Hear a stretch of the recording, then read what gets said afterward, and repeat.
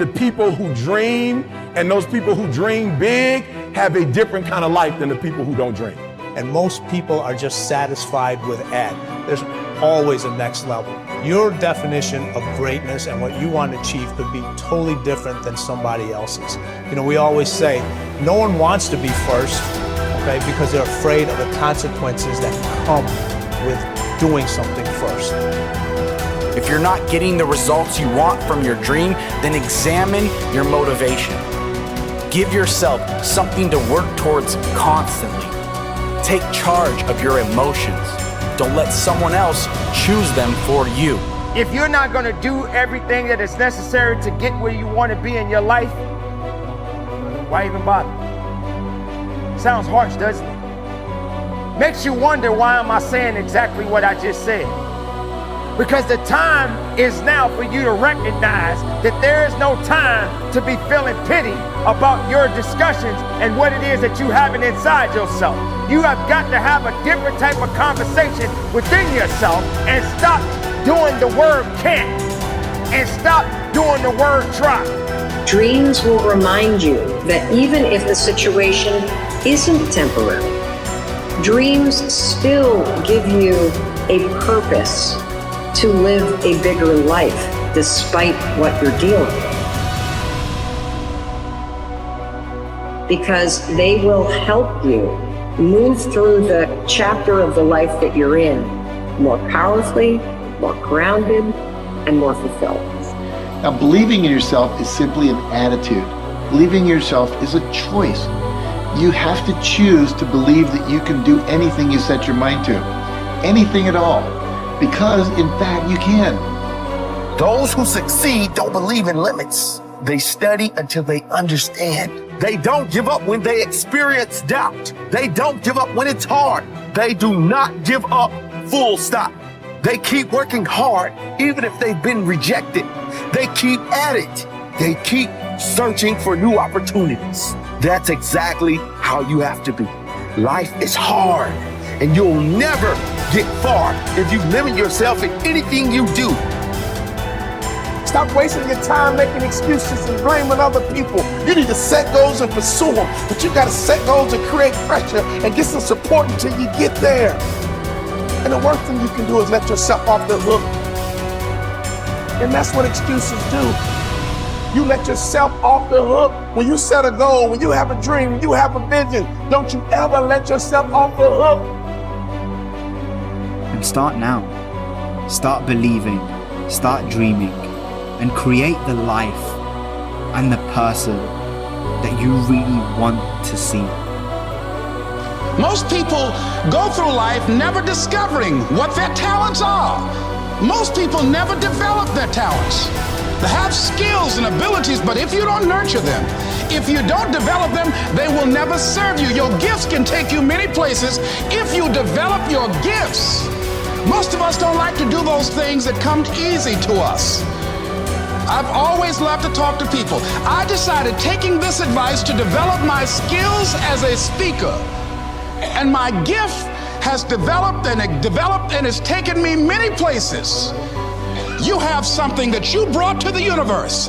And that if you decide that my life deserves my developing this, what I do well, and becoming the best at it, and mastering myself, and seeing what I have within me, if you decide to drop your buckets where you are and develop your gifts, I grant you, you'll never ever be without. I grant you that your gifts will take you places that will literally amaze you. I grant you that if you begin to work to develop your gifts, you'll develop a strong sense of happiness. You'll get a larger vision of yourself, because part of beginning to get a larger vision of yourself, all of us need some area of our lives where we can have a feeling of competence. That people know when they think about this area, that's something you do. That you eat and sleep that. And that you do that. You do that. And people know it.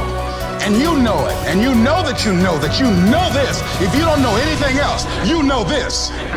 Can you tell I know what I'm doing? Oh, hell no. You know this. So you've got to work on it. When other folk are having a good time, you've got to have the strength of character to concentrate, to read, to digest information. If you decide in any particular area that you're concerned about, to make a conscious, deliberate, determined effort to read one book a month in that area, in 5 years, you'll be among the top 5% experts in the world. I read a minimum of 2 books a week. The average American reads only 1 book a year. If you decide that area that you love, that you are going to master that particular area, in this era of accelerated change, overwhelming complexity, and tremendous competition, as you begin to develop and expand your skills and your talents and your vision of yourself, you will always be in control of your destiny. It is in the nature of things that some people will be more successful and happier than others. Some people will make more money, have better lives, enjoy greater fulfillment and satisfaction, have happier relationships, and contribute more to their communities. Others will not. The most important single quality that you can develop in a time of rapid change is the quality of flexibility. The opposite of flexible thinking is fixed or mechanical thinking. The opposite of approaching life with an open mind is to react automatically and predictably in every situation. The opposite of flexibility is an unwillingness to change in the face of new information or circumstances. The quality of flexibility is therefore essential if you want to do and have more than the average person. Today, perhaps the most important factor affecting your life is the speed of change. We are living in an age where change is taking place at a faster rate than ever before in human history. And if anything, the rate of change is increasing, year by year. Change today is not only faster, but it is also discontinuous, not following a straight line, but starting, stopping, and going off in unpredictable direction. Change is coming at us from all sides in so many different ways that it is often impossible to anticipate what might happen next. By its very nature, change is unpredictable, often forcing us to scrap our very best plans and ideas overnight as the result of a completely new and unexpected development coming from a new and unexpected direction. As a result, we have to remain flexible in our thinking and in our possible courses of action. You must learn to say to remain flexible is, I made a mistake. It is amazing how much time, energy, and money is wasted because someone's ego is so large that they will not admit they have made a mistake, even one that is obvious to everyone around them. Once you say, I was wrong or I made a mistake, the issue is largely over. From then on, everybody can get on with resolving the problem or achieving the goal. But as long as a key person is unwilling to admit that he or she has taken the wrong course, everything comes to a stop. We have seen this repeatedly in national politics, where the failure of a single person to admit a mistake or blunder has led to tremendous waste of time and energy for everyone involved, and often for the entire nation. Here is the most important rule of flexibility. Be clear about your goal, but be flexible about the process of achieving it. Always be open to the influence of your superconscious mind. Remain sensitive to the possibility of serendipitous and synchronous events. Be open to ideas, inspirations, and inputs from other people. In the New Testament, Jesus said, "You must become like a little child if you would enter into the kingdom of heaven." One interpretation of these words is that you must remain open-minded, flexible, calm, confident, and curious if you want to be able to recognize new opportunities and possibilities as they open up around you on your journey toward your goal. Resolve to remain flexible and open no matter what happens. Remember, there is almost always a better way to accomplish any task or to achieve any goal. Your aim should be to be alert and aware to what it might be, to find it and then to take action in that new direction as quickly as possible. This will ensure that you inevitably reach your goal, sometimes in the most unexpected and surprising ways. You see, you can have anything you want in life if you want it badly enough and are willing to pay the price. Now, the rules regarding the price of success are simple.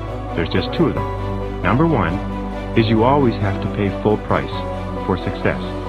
And number 2 is you always have to pay in advance.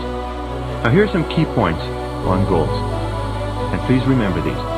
The first key point is that your ability to set goals and to make plans for their accomplishment is the master skill of success.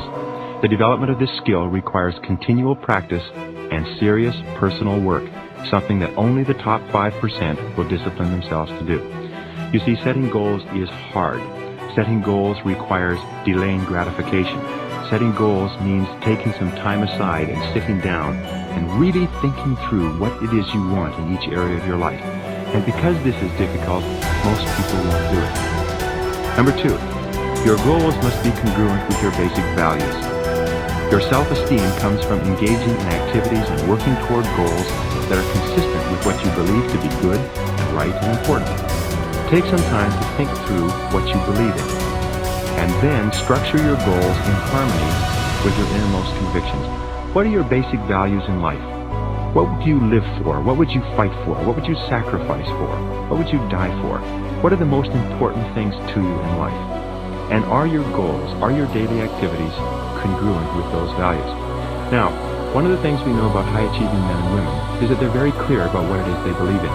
And one of the things that we know about underachievers and failures is that they're very vague about what it is they believe in. Because when you know what your values are, then it's quite easy for you to make the critical decisions in your life. But if you don't know what your values are, or if you've never taken the time to think them through, then you will toss with the wind and you'll go whichever way the wind blows on almost any area of decision. Fourth point in goal setting, you must have a major, definite purpose. One goal that is more important than any other. You can have many different goals, but you must have one goal which is number one. And many people ask me this question. They say, Brian, well, can I have two major definite purposes? And the answer to that is no. There's a line in the Bible that says, a double-minded man is unstable in all his ways. And what it means is if you try to do two things at once, or you have two goals with equal priority, you will end up doing neither, and doing neither of them very well. The way you choose your major definite purpose is once you've listed all your goals, you ask yourself, which is the one goal, the accomplishment of which would move me more rapidly toward the accomplishment of all my other goals than anyone on this list?